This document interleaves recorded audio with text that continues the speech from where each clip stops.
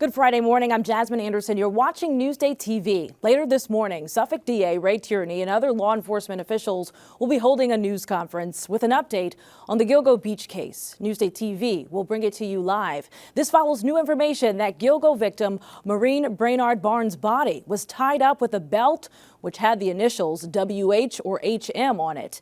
DA Tierney told us about it during an interview with reporters at Newsday Studios. Sherry Einhorn reports.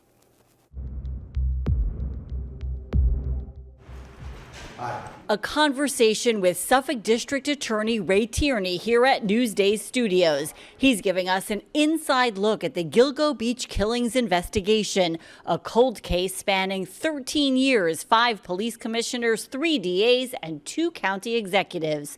The arrest of a Massapequa Park father and architect last month may have stunned the public, but we now know investigators had been honing in on Rex Heuermann as a suspect for months. The interesting thing about our investigation, however, is it was secret.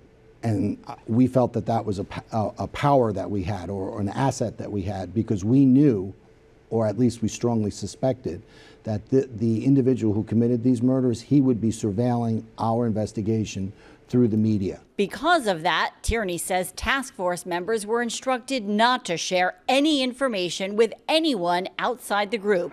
The case began back in 2010 when remains were discovered along Gilgo Beach, the victims' families desperate for justice. Heuermann is charged with murder in connection with 3 of the killings and suspected in a 4th.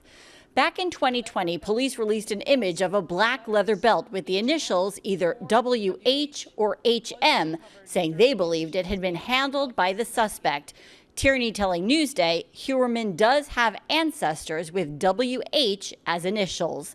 Key question being asked is, what took so long? Why didn't a breakthrough come sooner? There was a task force that had been working on the case. What made the difference here? It's more than just working together. What was different here? Well, I think the difference is we had a bunch of really talented prosecutors and investigators actually working together on a daily basis for the first time ever in this investigation. So the implication is that they weren't working together.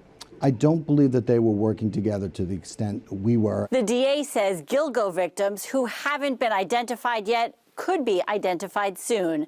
For Newsday TV, I'm Sherry Einhorn. If you want to watch the full half-hour interview with the Suffolk DA, just go to our homepage, newsday.com. Crews are still working to repair damage done by that train derailment in Queens. The MTA is warning LIRR riders to check the train schedules because the derailment is expected to complicate today's commute. A train headed to Hempstead jumped the tracks yesterday morning just east of Jamaica. 13 passengers were hurt. Right now, investigators are trying to determine the cause of the derailment. Donald Trump is blasting the latest charges against him after pleading not guilty in federal court in Washington, D.C. Prosecutors accuse the former president of trying to overturn the results of the 2020 election. It's his 3rd indictment this year. Trump continues to claim the charges are politically motivated. This is the persecution of the person that's leading by very, very substantial numbers in the Republican primary and leading Biden by a lot. So if you can't beat him, you persecute him or you prosecute him. Despite Trump's claims he is ahead of President Biden in the polls, a recent New York Times Siena College poll shows them in a dead heat. Jets football is back. Quarterback Zach Wilson started in last night's Hall of Fame game against the Browns. Wilson took the field on his 24th birthday. The young QB is playing in the shadow of Aaron Rodgers, and it isn't expected to be the starter during the regular season. Gang Green managed 3 field goals and 1 rushing touchdown, but it just wasn't enough. Cleveland scored 3 touchdowns to win it 21-16. Tonight's the drawing for the Giant Mega Millions jackpot. $1.25 billion is up for grabs, and it could be yours. It's the 4th largest jackpot in the game's history. If you win and pick the lump sum option, you would come home with around $325 million after taxes. Not bad. Your hyper-local Friday weather now. Here's a look at the traffic circle in Montauk. A chance for scattered thunderstorms today. Highs around 76 degrees.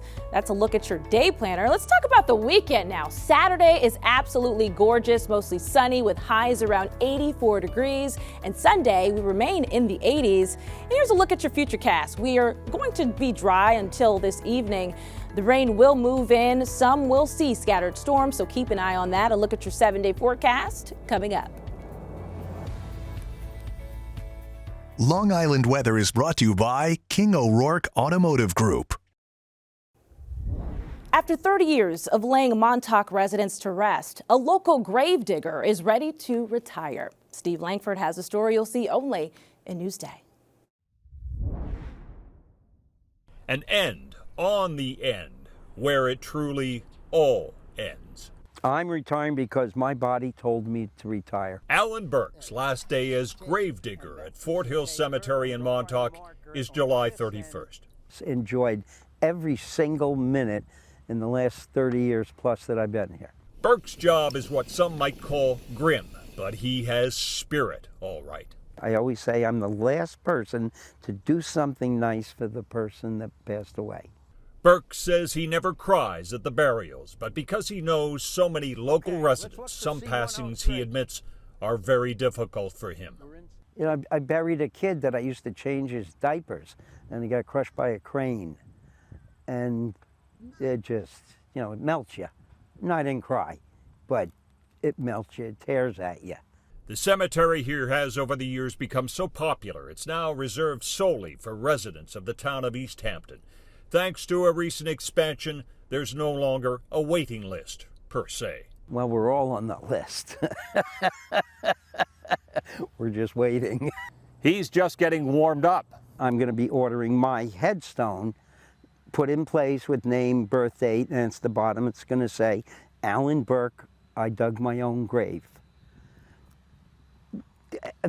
Just, I'm a jokester. The last laugh. Steve Langford for NewsdayTV. He certainly has a legacy. Read more about Alan Burke on Newsday.com. Click Get More below the Newsday TV video box.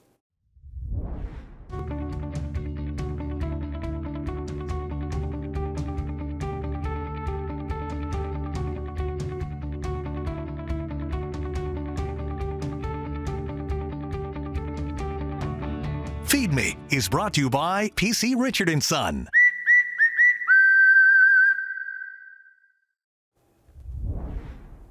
There seems to be a fried chicken frenzy here on the island. There's a ton of hot spots to get your crispy fix. Elisa DiStefano and Marie Elena Martinez check some of them out in today's Feed Me TV.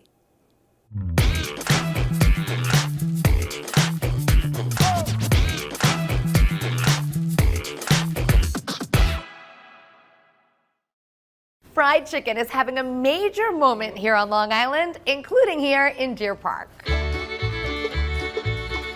Our resident fried chicken expert, food writer Marie Elena, what did you order for us? A lot of really good things. Thank you. Thanks, Ryan. We are at Ruby's Coop, and this is part of a growing trend on fast casual fried chicken. They make all of their chicken with thighs.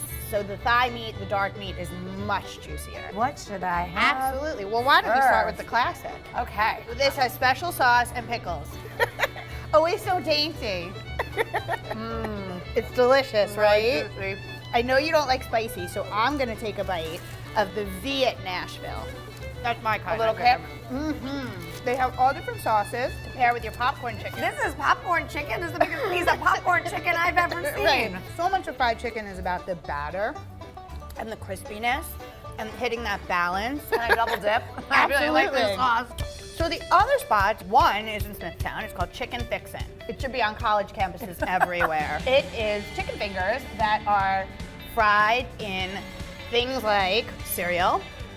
Yes. The other spot is Mad for Chicken in Plainview, which is a Korean fried chicken place. It's like a cross between tempura and regular fried chicken. And then out east in Stony Brook, there's another Korean fried chicken place called Monster Fried Chicken.